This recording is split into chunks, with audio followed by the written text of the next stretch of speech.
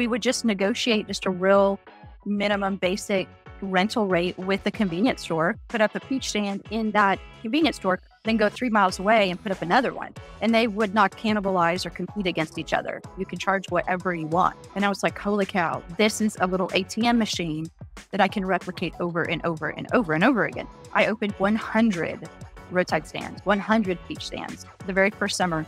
A good roadside stand should profit at minimum. Welcome to the Koerner office. So I am very excited about this episode and I have no idea how it'll do. We're going to talk about roadside produce stands today because, what an incredible business this is. Costs about $200 to start. You don't need a lease, almost no regulation, 70% margins. You can buy the fruit directly from the wholesaler with a phone call. And Shannon opened 100 roadside peach stands in her first summer. We got super nitty gritty and tactical. These stands are much, much more profitable than you think. Please share with a friend. Enjoy. We'll see you next time.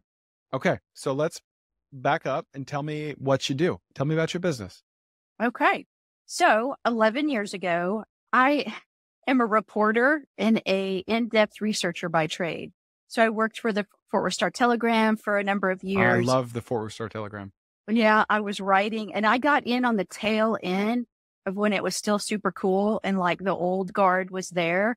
And so, got to hang out in the newsroom, got to work with the in-depth investigative team doing research for those long-term stories. My husband at the time, had a baby and anyway, was staying home and trying to figure out like how to juggle 60, 70 hour weeks with a newborn.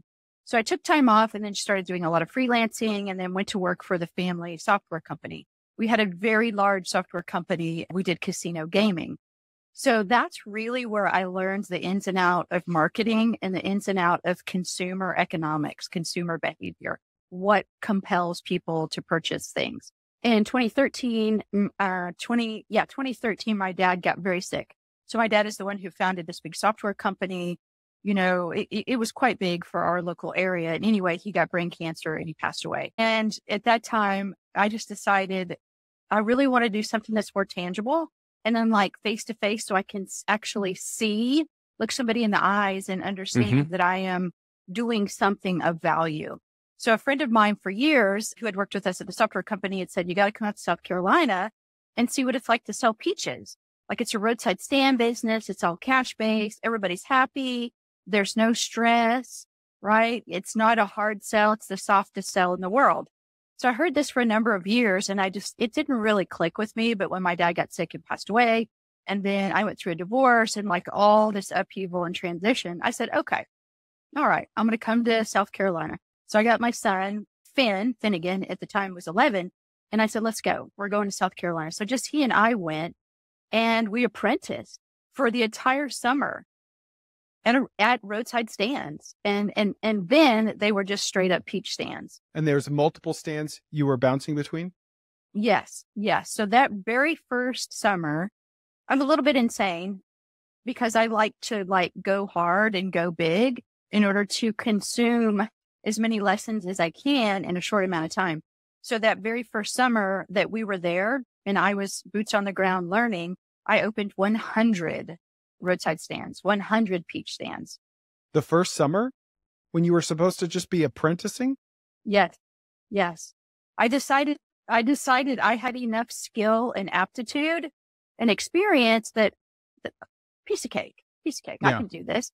What I saw in this unsophisticated business model was something that was elastic and scalable. And I was like, holy cow, this is a little ATM machine that I can replicate over and over and over and over again. And so that's what I set out to understand that summer. And with him, my mentor, this older gentleman named Rob, he's the OG peach guy. With his help, and then at the time I had warehouses. I had a lot of warehouses around different parts of the Southern United States. I had, a fleet of trucks. I had crews. And so it's very easy for me to kind of roll into that logistically and that kind of launch.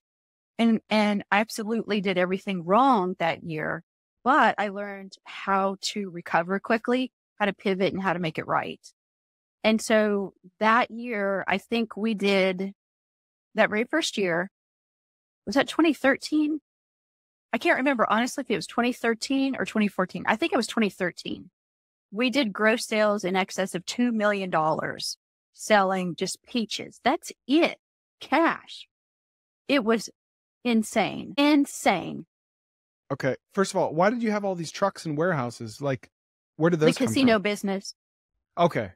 The casino business. So at that time, I was phasing out of that business. My dad was in hospice and passing away, and I was ready to transition into something else. And I knew once he passed away and, my husband and I were separating. So this was a large family business. And so I knew I needed to do something else. Yeah. Because I was Something not going to tangible. I was not going to do software sales, casino gaming without my dad there. So that's why I pivoted into this other business, not knowing really, truthfully, I thought it would just be short term. That's what I thought. But after that first year, I realized that this is something that can create a legacy. And so my son was 11 at the time, and now we're business partners today. He just turned 22. This is all he's ever done. Okay. So what month did you go out there? And you were just going to go out there and learn, kind of you knew business clearly, but you were going to learn from this mentor. What month was that? So peach season in the Southern United States starts roughly Memorial Day. And so it was probably early May, mid-May no, I take that back. My bad. It was April because we were touring. He already had lots of contacts among all the independently owned orchards in South Carolina. And so we went around physically to meet face to face all the families that owned these orchards so that we could reserve, parts of their harvest, because that's kind of how it's done. I knew at that time I was not going to be a small player. We were going to be like, tractor trailer load sort of player. And so when you're that big, you need to go and reserve. The harvest, before it ever starts, is already reserved by other resellers or suppliers or brokers, essentially. Yeah. How big was the business when you got there in April? What had he been doing it, and how long had he been doing it? He had been doing it for probably 5 or 6 years. He had only ever grown it to about, I think at the height, he had done maybe 5 stands. And he was doing it with his children also. He had 2 kids, or he still has 2 kids. And that's the business that they grew up in and learned entrepreneurial skills and management and, all of that kind of financial responsibility, accountability. So he grew it to 5 stands. And I think he said the most he was profiting. So this was probably like 2005 to 2012, roughly. So he was profiting probably about $100,000, $150,000. From just 5 over stands in 4 over 3 months. 3 months. 3 Yep. months. When the season starts into May, it will go all the way roughly to Labor Day, Memorial Day to Labor Day. That's how the season runs. How long is a work day? A work day at the stand is 10 hours. We do 10 hours, 2 5-hour shifts. So it goes from 10 to 7 or 9 to 6, however. Okay. And these are mostly like state highways, just right along the road? Yes. So our favorite location, and still is today, is to co-locate inside a very busy convenience store gas station. Not inside, but on the premise. So in their parking lot. Because what we found in the casino business, and I ended up working with that's a whole nother story, but I learned how convenience stores work. And convenience stores are beautiful because when they're independent and local, their radius is only 3 to 5 miles. So a convenience store is only pulling from a radius of 3 to 5 miles. And so that was perfect for us because we could put up a peach stand in that convenience store, then go 3 miles away and put up another one. And they would not cannibalize or compete against each other. So we would look for really, really high traffic convenience stores. And over the years, I got more sophisticated and started using DOT, Department of Transportation, car counts in order to proactively select locations, which is what I do today.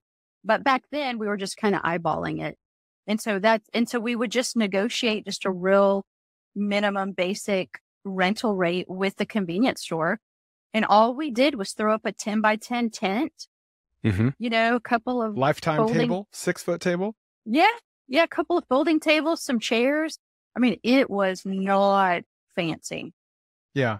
And Cash still to this only? day, then we did only cash only. Today, especially since COVID, we've had to really migrate to accepting cashless payment apps and credit card, debit card.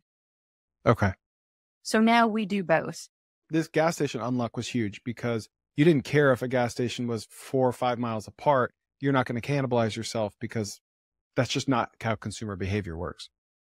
Correct. You are exactly correct. Yeah. Somebody who lives in the neighborhood with convenience store A is not going to patronize convenience store B, which is 4 miles away. Okay. Only if it's on their drive, but rarely. So we found that helped us access the immediate neighborhood.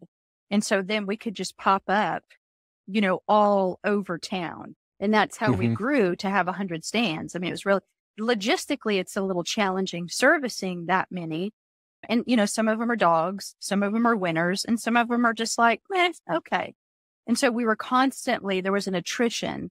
So we were constantly taking stands down and putting stands up over that entire summer.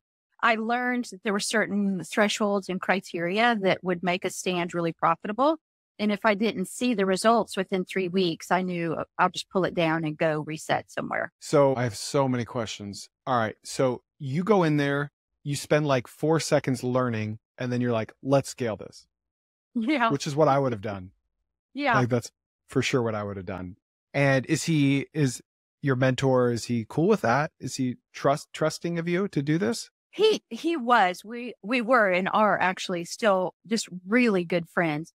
And so he is such a generous person. He plays Santa Claus every year. He physically looks like Santa Claus, and he's just a real generous person. And he was getting of an age where it's really intensive labor, unless you have a lot of help. And so he was getting to an age where the amount of physical labor required was not of interest to him anymore. And so he was willing to just kind of hand over the legacy, the reins, because his kids were out. One of them is a pastor now. The other one is a stay-at-home mom. And so his kids were not interested in that legacy. But me, I was like, hell yeah. This thing is an ATM machine all day, every day. How did you find him again? He worked for our company, the casino gaming company. He came in as a salesman. And okay. I learned so many sales techniques from him. Yeah. It was awesome. Do the sales techniques make a big difference on how well a stand does? Or is it more about location? They do. Location is critical because just like,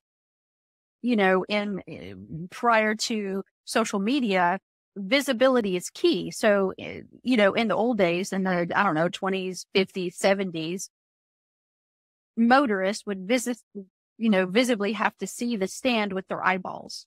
And that's it. That's the only way you knew a stand was there. And so there is this unlocked is a very good description. I unlocked this collective memory inside the American psyche, which people, whether or not they've ever been to a roadside stand, there's a collective memory that means happiness. That means fresh. That means local. That means excellent quality. There's just this collective memory and people are primed.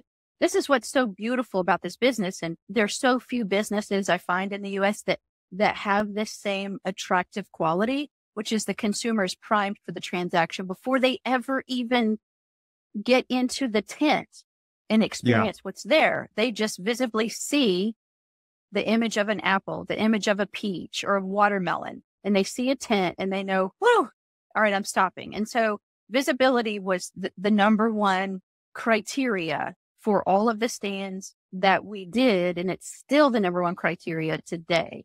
It has to have visibility. It has to have real simple, symbolic signage. Signage is key also. So they have to be able, all you have to do is truly have an image of a peach or a watermelon, out on the roadway. And that will cause people to turn around. That's how we started. Today, the business model is for me and my son is really transitioning. So we still do all of the roadside stands. Now we're taking this whole concept online. So we are starting to do a lot more online sales. We started shipping things. We have started doing, we're doing vertical integration is what we're doing. So the only thing we're not going to do ever is farm, because I just don't have the appetite for that. But we started doing our own delivery services. So we have subscribers who subscribe to us, and we have a fleet of kids that goes out and delivers, farm boxes and produce to our customers. So the online element now has really unlocked a whole new level of following for us. And we've created this almost insatiable raving fan base online, and it just grows and grows and grows every day.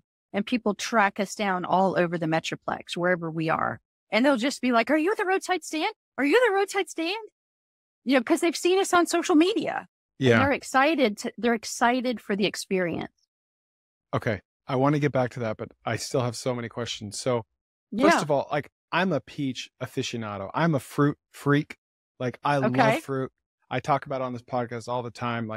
I used to save up money as a 9-year-old selling used golf balls so I could go buy peaches, right? I love peaches. It's my number one fruit. And I've had roadside peaches. They're delicious. I like my peaches hard. I like them crunchy and big. And there's a certain point in the season when they're just outrageous. And I'll literally buy tens of dollars worth of peaches every other day just to keep my supply full, because there's just a unique flavor about them. And then it's gone. I shop at Walmart and Whole Foods sometimes, usually Walmart. What's different about these peaches? Aren't they all coming from the same farms? Yes and no. So what happens in agriculture, with these farms, particularly orchards? So there are some orchards in the U.S. who exclusively grow peaches for commercial destinations, like grocery stores, right? There's something that's called in the business a number one. So a number one, when it's talking about a fruit or a vegetable, means that's the highest quality, and it's the prettiest. It's the most visually appealing. And so those number ones, like peaches that are just beautiful and round, no marring on the skin, right? No splotchy coloring, those go to the grocery store.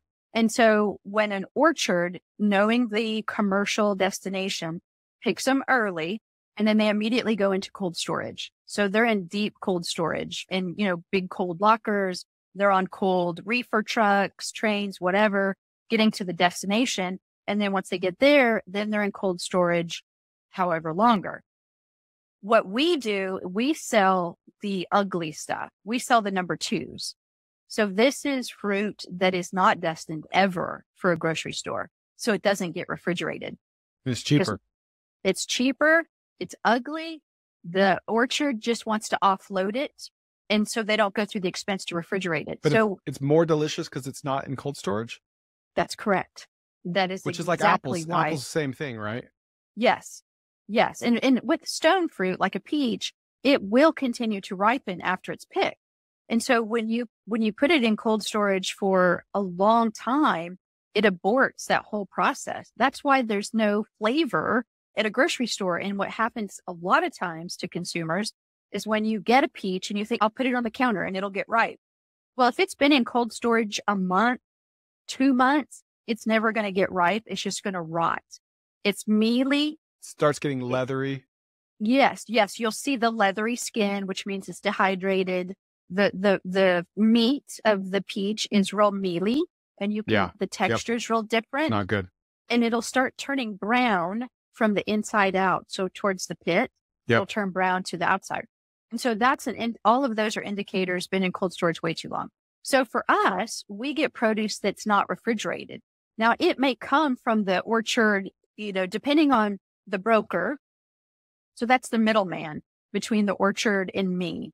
I mean, a lot of times I will just broker and negotiate directly with the orchard, but not all orchards will sell to me as a reseller. So sometimes I have to go through a broker to get peaches.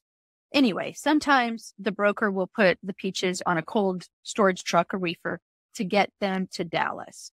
And then once they come off, they're never in cold storage again. So they get sweeter. So that's what happens. That's the main reason why peaches are so much better at like one of my stands or just a country stand. No refrigeration. That's it. It's just not in cold storage for a month or two. That's the difference. Same farm, Yes. different Yes. process. Yes. Interesting. Yes. And I would imagine yours are smaller too, right? Is there a correlation there? Feels like roadside stand peaches are smaller. Well, and it depends on the time of season. So again, a little lesson in orchard agriculture here.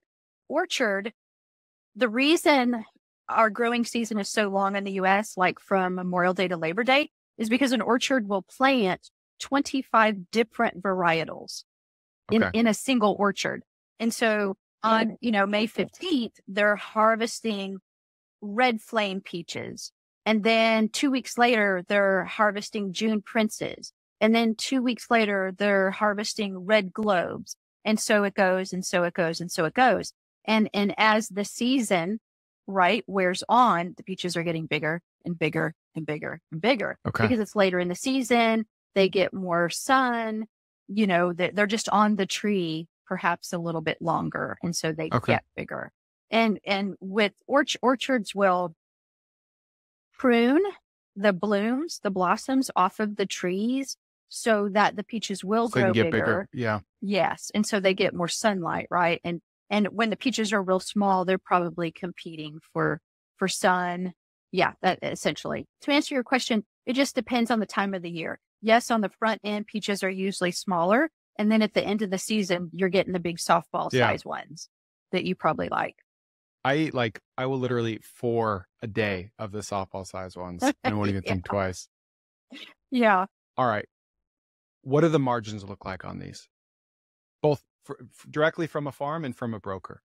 A huge dividing line in profitability is like the Mississippi. And so anyone east of the Mississippi has a much higher margin than me because I got to get them across the Mississippi over this way. So my profit margin is smaller.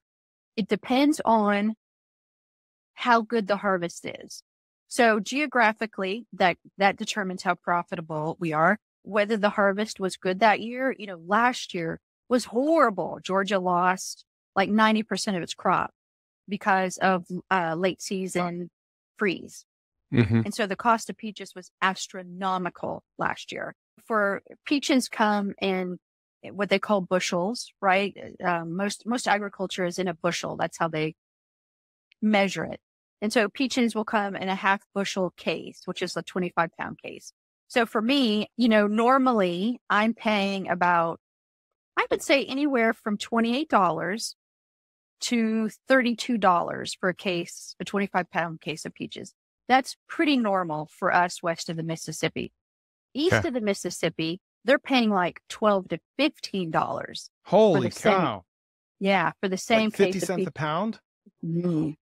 Crazy. Their profit margins, because that's where I started was in North South Carolina. So we were getting the same cases of peaches for like $12, and the profits were much higher. And now for us here in Texas, right, I'm like, if I get a case for $32 or $28, I'm like, oh, that's good. All right. If you are watching this clip right now, you are watching this on YouTube. And if you are a fan of podcasts, please check out my podcast while you're at it, because sometimes I have podcasts that aren't on YouTube and sometimes I have YouTubes that aren't on podcasts. So check out the Koerner Office on any podcast platform, or you can go to tkopod.com. Also, my newsletter, we'll throw that in there. There are no ads. It's weekly. It's different content than my podcast and YouTube. Newsletter.chrisjkoerner.com. You'll see the link and we'll see you there. Last year, I was paying $48 a case because the harvest was so bad. Jeez. But this tells you there's so much profitability in it because we were still making money at $48 a case. Did you raise prices? I did last year. Yep. Okay. All right. So now let's talk prices. So what do you charge and how do you charge? I made a conscious decision based off of what my mentor taught me, Rob, that he would actually sell peaches by the pound, but he displayed them in what's called a peck basket. Yeah, I know what you're talking about. Yeah, like the woven kind of. Yes. Yeah. I'm sitting in front of a bunch of peck baskets. I have a ton of produce right here in front of me. So he would sell them in the peck baskets. And I was like, okay. So what I began to understand about the consumer mindset is if I didn't sell them by the pound, I would break that pattern in their mind. And so then I could charge in a different way. And so consumers started coming to the stands and they understand, oh, this isn't a pricing model by the pound because I don't want to be compared to Walmart or any of the other HEB or anybody else. I want how we price and how we deliver to be unique and exclusive to us. So then I just started charging by the basket, and that totally broke the mold. It interrupted their pattern, and people stopped asking me, how much is this per pound? And now they just ask, how much is this per basket? So on a case of peaches, these 25-pound cases, I calculate we can get like 8 baskets, and we charge $15 a basket. So I might pay man.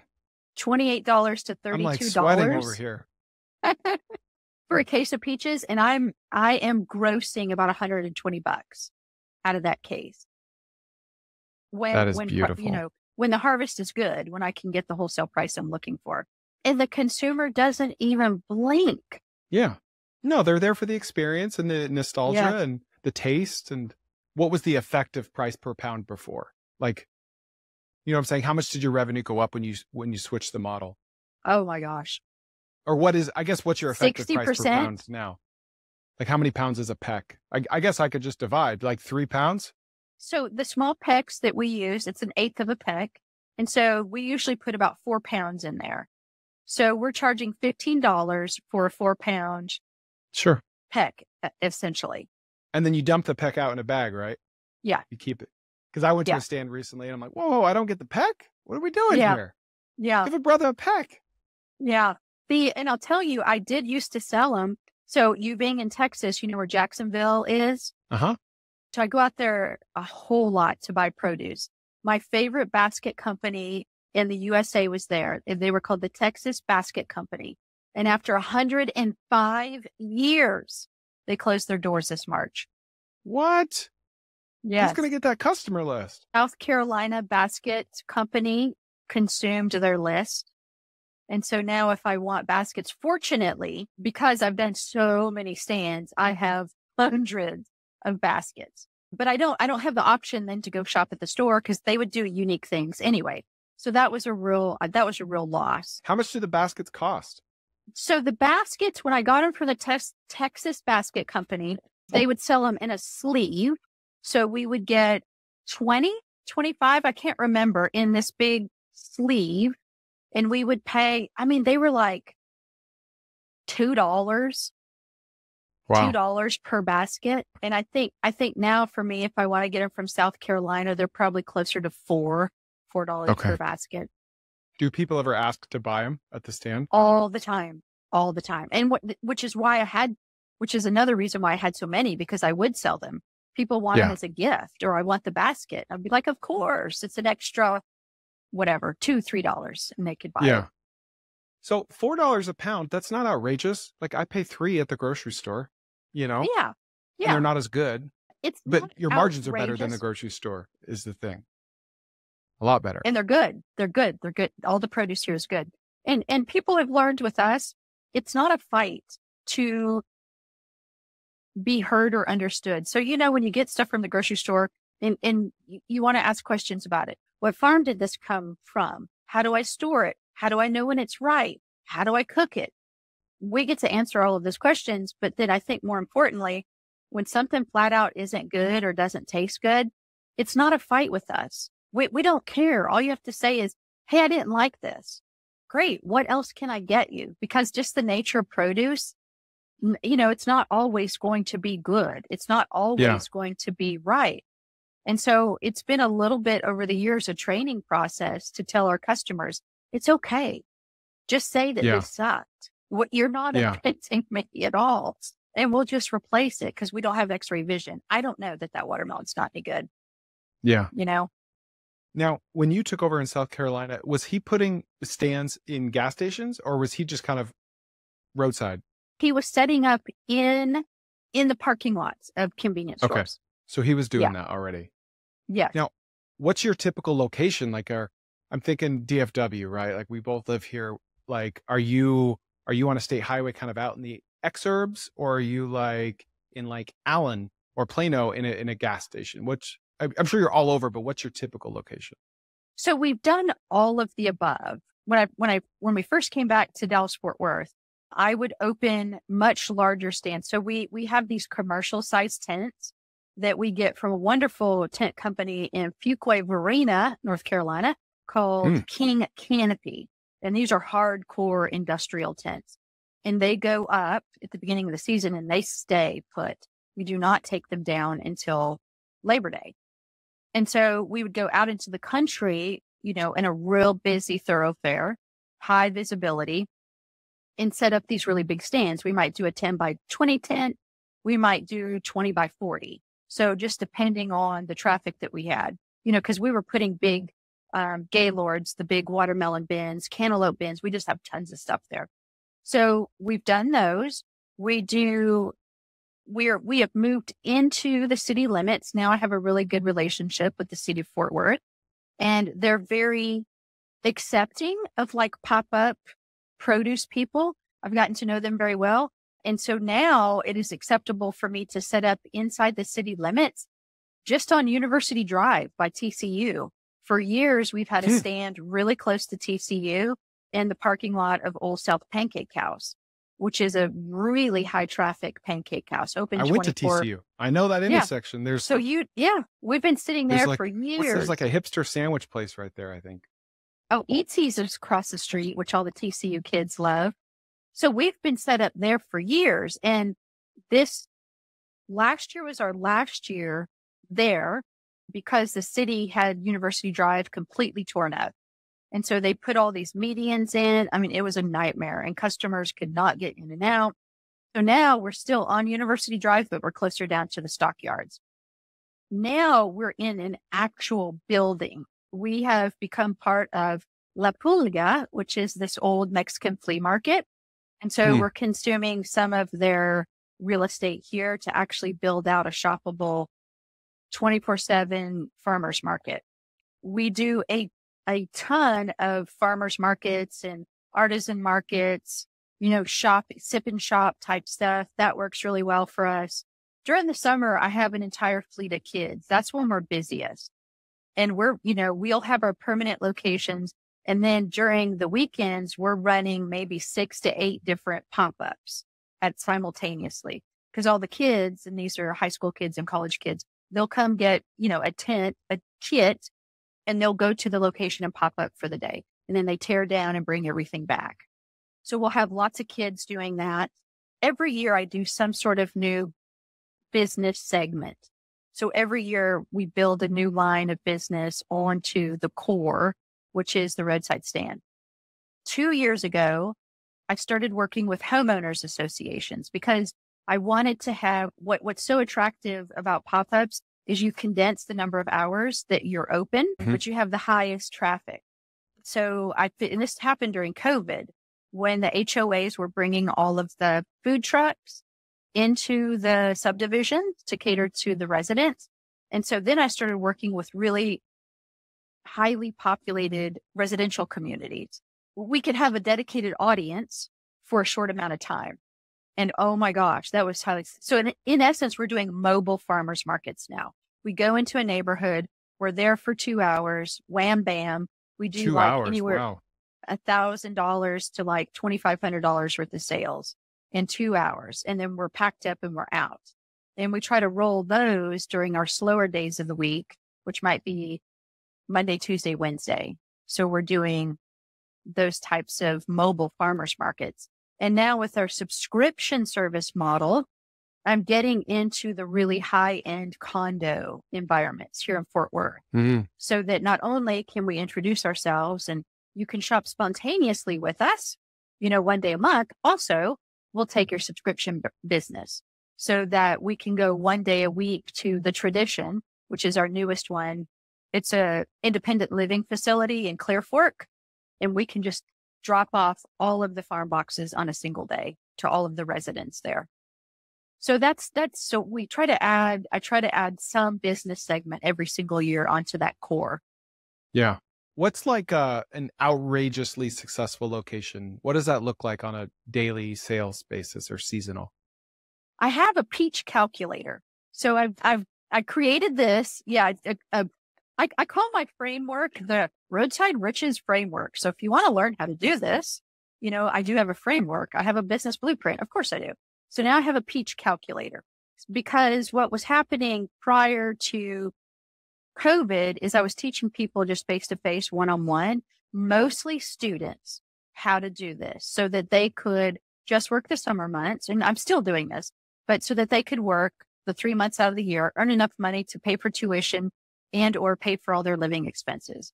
They don't have to work during the academic year.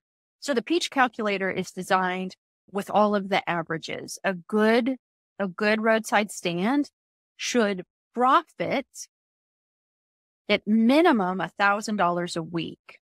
I would say the average, and this is profit, not gross sales, profit should be $1,500 a week that you're putting in your pocket.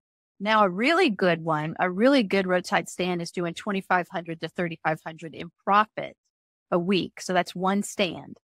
Now, is that owner operated? So there's no employees? We always have employees, especially when we're doing multiple stands. And so our payroll per stand will run about $700 a week. Let's see. I guarantee the kids $20 an hour. Wow. I guarantee them that. They make it, there's a tip reserve in there. So they get paid $15 an hour, then they get tips. So really, I guarantee that they're getting 20, but they always make more like 25 to 35 an hour is what the kids end up really making with their tips. And so, yeah, my payroll per stand is about $700. Okay. So the that's like net profit. You're paying someone to be there. Correct.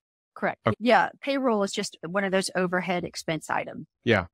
Now, I didn't know if you had like an independent contractor model where you were selling the peaches to them at a markup. I'd like to hear about that. So I do that as well. I can be a broker, for somebody. So I can teach them how to do it for themselves. And then I can just broker the produce to them. They pay me a flat fee in order to teach them everything that they want to know how to get started. And then I can help them broker all of the produce. Since I've been doing it so long now, I know all the orchards in the US, and then within Texas, I certainly know all of the independent farms with which we can negotiate produce like cantaloupe, and watermelon and all that stuff. What is the most outrageously profitable stand you ever were a part of, whether South Carolina or here? I would say, so a good day is when you're doing over 2,000 in sales. So on the weekend, some of our stands, will do, they can do in excess of 5,000 in gross sales, one stand. In 2 days or 3 days? 2 days.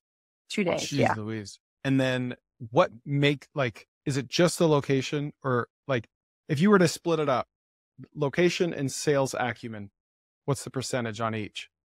So there is some sales technique that's really relevant. And I think what makes us so successful, and I get absolutely hammered and bitched out by other farm stand people because they feel like, I don't know, I'm doing some magical thing. Why am I so successful?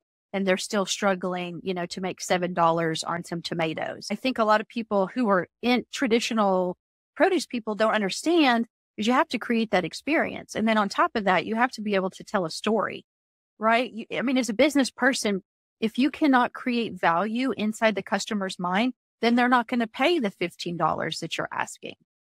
However, if you do create the value, that they have no problem paying it. And I'm completely transparent with everyone on the planet. I do not grow a thing. I am a reseller. Mm-hmm. Now that I've disclosed that to you, Jane and Joe Smith, consumer, let me tell you about Efords. So Efords is one of my favorite orchards in East Texas. It's in Pittsburgh, Texas. Awesome peaches.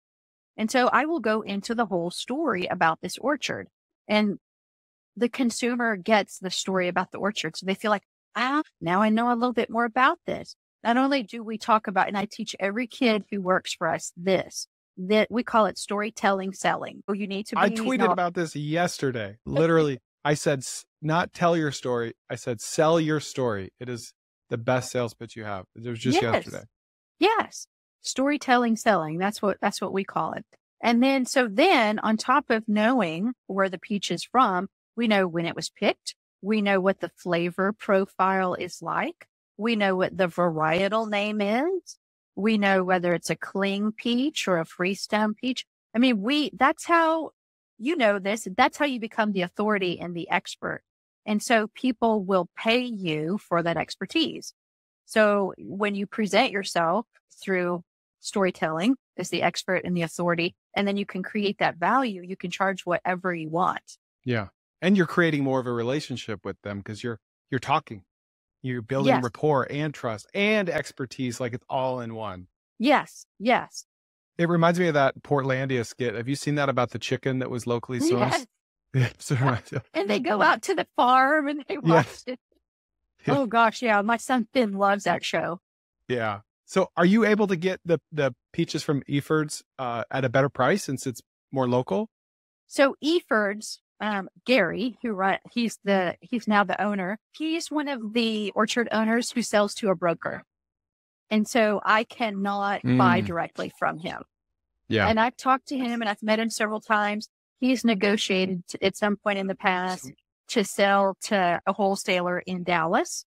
Oh gosh, you should take a field trip over there because I'm in Dallas constantly. I will. It's several wholesalers who I really like, but Eford sells to one of them. And so I have to go to that guy. Okay. Israel to get Eford's peaches. What about hams? Hams, I can get direct from hams. Because we go there, we take our kids there on tours and super cool.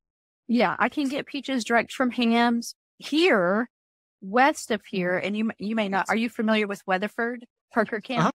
Yeah. Okay. So I work directly with the Huttons who own that peach farm out there. And so I negotiate directly with Jimmy who owns that farm. So a lot of the orchards, I just go, that's my preference because having the relationship with the owner is far better.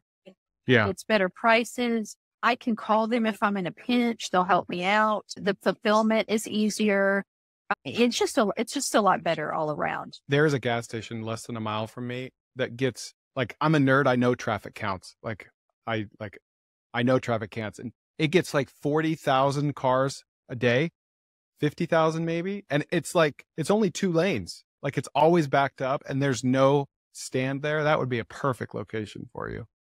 Exactly. Where we just located to now at La Pulga, this old Mexican flea market. So, you can't really see our table here. Let's see. Oh, here we are. Yeah. So this is one of our buildings that we are putting together for the farmers market and we're in the process of building out. But what I was going to say is the intersection up here, there's a huge shell at this corner. The traffic count, I think, is 50,000 a day. Wow. Yeah. The thing about this intersection is there's literally only one gas station. There's no other businesses. Like it all goes through this one. I want to sell peaches there. Speaking of that, what do your terms look like with a gas station? Can you bounce in a month if it's no good? Is it just a flat fee? Yes. So typically what we do is we negotiate a flat rate with, and it's all open just to negotiation. There's we never have any formal agreements. It's just handshake deals. Gas stations, we do like $25 a day per like parking space. So we found this other interesting model, Chris, totally off topic, an app called Too Good to Let Go, Too Good to Let Go, Too Good to Go, whatever it is. And so when you have leftover stuff, you put it on the app and that way people within proximity can find you and they can come get their surprise goodie bag. And so if we ever have leftover produce, I put it on the app and then people just show up and there's nobody else doing fruits and vegetables. And so the list to get on our leftover produce is huge. I mean, it's just really long.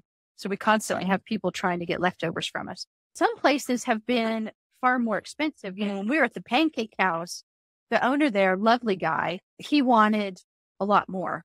And I did not have a problem paying him because it was such a good spot close to TCU. And that's in a very affluent corridor, you know? But then when the construction got too nuts, I'm like, this isn't worth it. So that's why we looked for another place. And now where we are, it's nominal. The fee to be here is so low. It's not much at all. What do you have under your umbrella today? Like how many stands do you have your hands in? So now we're really in the off season.